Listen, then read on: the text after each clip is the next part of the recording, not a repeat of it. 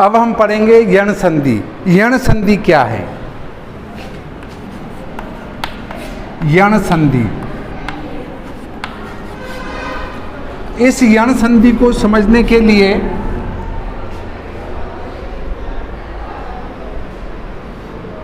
हमारे इसमें संस्कृत में प्रत्याहार आता है, इको यणची, इको यणची, ये इको इक प्रत्याहार है। इक आएगा तो यण हो जाएगा। इक क्या होता है वो आप माहेश्वर सूत्रों में देखेंगे। ई से क के बीच में जितने स्वर आते हैं वो अगर आते हैं तो उसके बाद यण में आता है य व रल। तो देखिए अगर आगे आता है ई और पीछे आता है असमान स्वर, इसका अर्थ है कि यहाँ ई आया तो यहाँ ई को छोड़ के कोई अलग आना चाहिए। दूसरा आता है ऊ, इन दोनों के बाद भी कोई असमान स्वर आए। इसके बाद आता है री,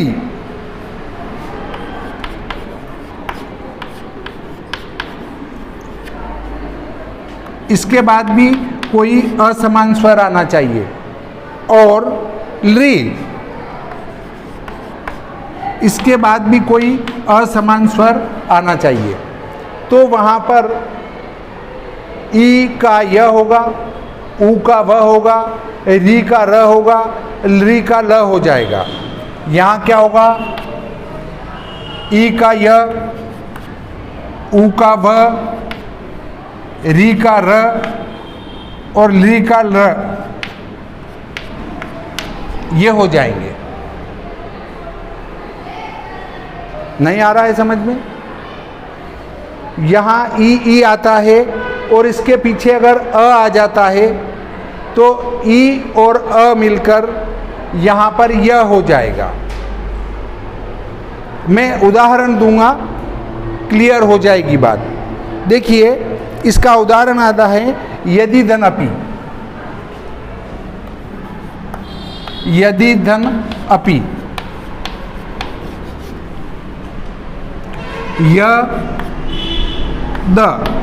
यद, धन ई, धन अ, धन पी। यद्यपि तो आ ही रहा है, ये दोनों मिलेंगे, आगे ई है और पीछे असमान स्वर है, ई को छोड़ के दूसरा स्वर है, तो यहां हो जाएगा य।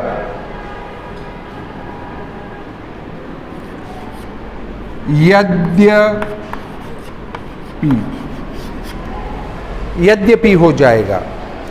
इस यद्यपि को हम कैसे लिखते हैं?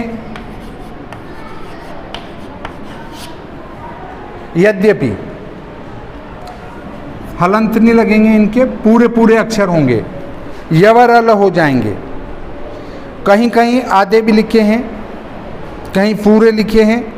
तो हम आगे चलते हैं तो इसमें आता है नदी सखी सुधन आगत। सुधन आगत, सुधन आगत में स धन ऊ धन आ और धन गत। देखिए ये दोनों ऊ और आ मिलकर यहाँ ये है, यहाँ असमान स्वर है, अलग आया है ना, ये ऊ है ये आ है, तो वह हो जाएगा। तो क्या हो जाएगा? स्वागत हो जाएगा, स्वागत। ये स आधा है, ये ऊ का व हो जाएगा, आ की मात्रा लग जाएगी, स्वागत हो जाएगा।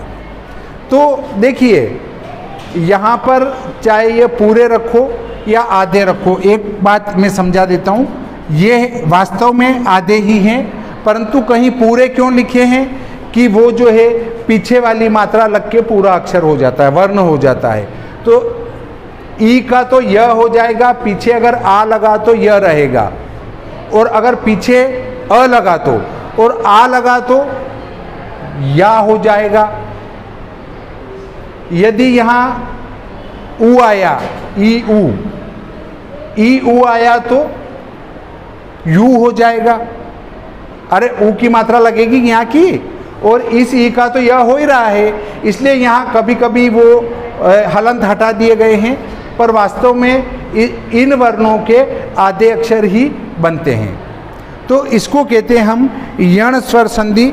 ऐसे ही पितृधन उपदेश, पितृ धन उ, री उ र, पित्रोपदेश। ऐसे ही ली धन आकृति, ली धन आकृति, लाकृति है, ल हो जाएगा, लाकृति है।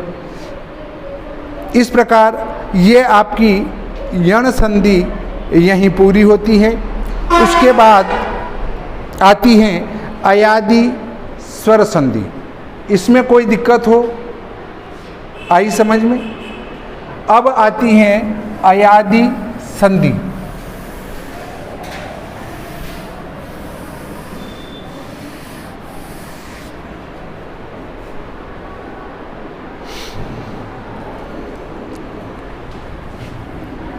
अयादि संधि, ये सभी स्वर संधि के भेद हैं। इनको स्वर संधि लिख सकते हैं, परंतु जब भेद पूछे जाएं तो भेद याद होना चाहिए। इसमें ए, आई, ओ, औ के बाद कोई स्वर आए तो ए को आई को आय, ओ को औ को आव हो जाता है। ए के बाद कोई भी स्वर आ जाए,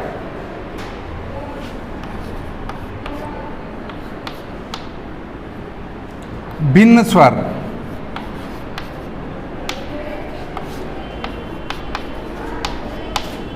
आई कोई भिन्न स्वर, ओ कोई भिन्न स्वर, औ कोई भिन्न स्वर। मतलब ये जो हैं इनके पीछे कोई दूसरा स्वर आता है तो ए का तो हो जाता है क्या, ए के बाद कोई आएगा तो आई हो जाएगा, आय हो जाएगा, ये आई होगा, ये आय होगा, ये अव होगा और ये आव होगा। ये आगे हों, पीछे इनको छोड़ के कोई दूसरा स्वर हो। जैसे ए के पीछे ओ आ सकता है तो अलग स्वर हुआ, परंतु इसके पीछे ये आ जाए समान स्वर है, इसके पीछे ये आए तो भिन्न स्वर हो जाएगा, ओ के पीछे आई आ जाए तो देखिए इसका उदाहरण लेते हैं। ने धन अनम, ने धन अनम, न धन ए, धन अ, धन नम। देखिए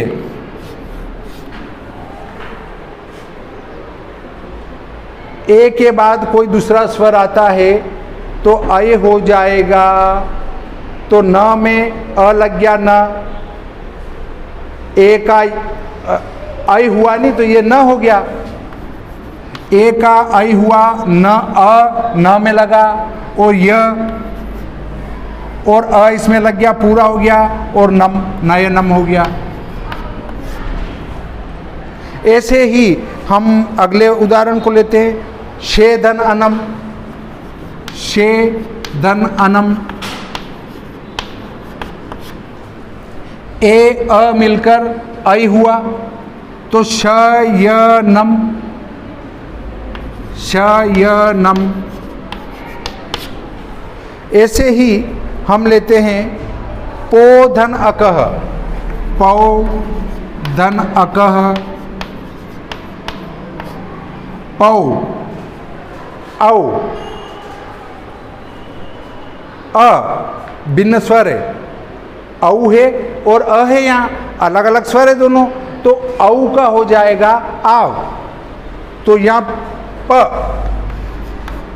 धन औ, धन अ, धन कह, औ का हो जाएगा आव, तो ये पा हो जाएगा, व हो जाएगा और अ लग जाएगा तो पावकः।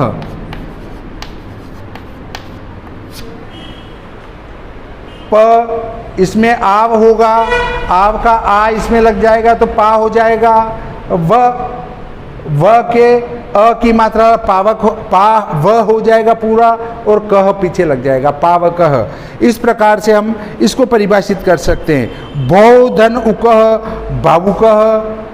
हाँ, इस प्रकार ये अयादि संधि हमारी यहाँ पर समाप्त हो जाती है। अयादि संधि के बाद हमारी एक पूर्व रूप संधि भी हैं, वो हिंदी में नहीं आती है। हिंदी में 5 संधियाँ हैं जो मैं बता चुका और समझा भी चुका, परंतु संस्कृत में पूर्व रूप संधि भी होती हैं। पूर्व रूप संधि में जैसे आगे जो लिखा है पीछे भी वैसा ही है, केवल वो अ का अवग्र हो जाता है, वही पूर्व रूप संधि होती है। पर उसको भी मैं बता देता हूँ ताकि हिंदी में ये नहीं आती है और संस्कृत में आती है। पूर्व रूप संधि यह छठी संधि है जो कि हिंदी में नहीं है। छठी संधि हिंदी में नहीं है, सिर्फ संस्कृत में है। तो इसमें देखो ते अपि, ते धन अपि, इसको लिखेंगे ते अपि, है वही है पर अ का क्या हुआ, अवग्र बन गया। पूर्व रूप जैसा पहले था वैसा बाद में भी है, संधि होने से पहले जैसा था वैसा बाद में भी है। तो देखो पहले ते और अपि था तो यहाँ भी ते अपि भी है, केवल अ का अवग्र बना, उससे कोई फर्क नहीं पड़ता, पर वो ते अपि रहेगा ही रहेगा। ऐसे ही और शब्द आता है हरे धन अव, हरे अव, हरे अव, ये भी अवग्र हुआ, इसलिए इसको पूर्व रूप संधि में लेंगे। इस प्रकार ये हमारा संधि का प्रकरण यहीं पर समाप्त होता है। वैसे तो संस्कृत में 2 संधियाँ और है, 7 और 8, जिसको प्लुत प्रग्रह्य अचि नित्यम उसको कहते हैं। ऐसे पर रूप संधि एंगी पर रूपम ये भी है, पर उनको गिना नहीं जाता है, कोई उसका विशेष या अर्थ आदि नहीं निकलता, इसलिए उनको छोड़ दिया जाता है। पर हिंदी में 5 होगी, यहाँ हम 6 को पढ़े, वो ही हमारे लिए मुख्य रूप से उपयोगी हैं। तो संधि से संबंधित प्रकरण यहाँ पूरा होता है, परंतु मैं कुछ संधियों को बता देता हूँ। संधि में भी स्वर संधि का प्रकरण पूरा होता है। हमारा अभी व्यंजन संधि को लेना है, विसर्ग संधि को लेना है। देखिए इन स्वर संधि के भेद बताता हूँ मैं। अन्य धन अन्य, अन्यान्य, असुर धन आलय, असुरालय, अनाथ धन आलय, अनाथालय, अभिधनिष्ठ, अभिष्ट। तो ये अभी सभी ऊपर दीर्घ संधि थी। फिर अतिव, अतिधन इव, अतिव दीर्घ संधि। आत्मधन उत्सर्ग, आत्मोत्सर्ग ये गुण संधि। अनुधन ऐषणम, अन्वेषणम ये यण संधि। अनुधन अय, अन्वय यण संधि। अतिधन आचार, अत्याचार यण संधि। अद्यधन एव, अद्यैव वृद्धि संधि। अर्थधन उपार्जन, अर्थोपार्जन गुण संधि। अतिधन इंद्रिय, अतीन्द्रिय दीर्घ संधि। अयन धन अंश, अयनांश दीर्घ संधि। अनाथ धन आश्रम, अनाथाश्रम दीर्घ संधि। आदिधन अंत, आद्यंत, अतिधन अंत, अत्यंत ये दोनों यण संधि। फिर आनंद धन उत्सव, आनंदोत्सव गुण संधि। अतिधन अधिक, अत्यधिक यण संधि। आशा धन अतीत, आशातीत दीर्घ संधि। अतिधन आवश्यक, अत्यावश्यक यण संधि। अतिधन उत्तम, अत्युत्तम यण संधि। अधिधन ईश्वर, अधीश्वर दीर्घ संधि। अनुधन इक्षण, अन्वीक्षण यण संधि, अन्न धन अभाव अन्नाभाव दीर्घ संधि, अभिधन अभागत अभ्यागत यण संधि, अभिधन उदय अभ्युदय यण संधि, अक्षधन उहिणी अक्षोहिणी यण संधि, इतिधन आदि इत्यादि यण संधि, ईश्वर धन इच्छा ईश्वरेच्छा गुण संधि, उपधन इच्छा उपेक्षा गुण संधि, उर्मिला धनीश उर्मिलेश इसका गुण संधि, ऊह धन अपोह ऊहापोह दीर्घ संधि, उत्तर धन अयन उत्तरायण दीर्घ संधि, उपरी धन उक्त उपर्युक्त यण संधि, उमा धन ईश उमेश गुण संधि, एक धन एक एक वृद्धि संधि, एक धन अंकी एकांकी दीर्घ संधि, एक धन आनन एकानन दीर्घ संधि, एक धन ईश्वर एकेश्वर गुण संधि, एत्रे धन आरण्यक एतयारण्यक कमल धन वो दीर्घ संधि, कमल धन ईश कमलेश गुण संधि, कपी धन ईश कपीश दीर्घ संधि, करुण धन अमृत करुणामृत दीर्घ संधि, काम धन अंध कामांध दीर्घ संधि, काम धन हरि कामारि दीर्घ संधि, कृपा धन आचार्य कृपाचार्य दीर्घ संधि, कृपा धन आकांक्षी कृपाकांक्षी दीर्घ संधि, कृष्ण धन आनंद कृष्णानंद दीर्घ संधि, केशव धन हरि केशवारी दीर्घ संधि। इस प्रकार से बहुत सारी संधि होती हैं, तो आप इनको कुछ संधियों को याद रखेंगे तो अच्छा रहेगा। संधि विच्छेद से अर्थ करने में बड़ी सरलता हो जाती है। तो आज का प्रकरण हम यहीं पर समाप्त करते हैं।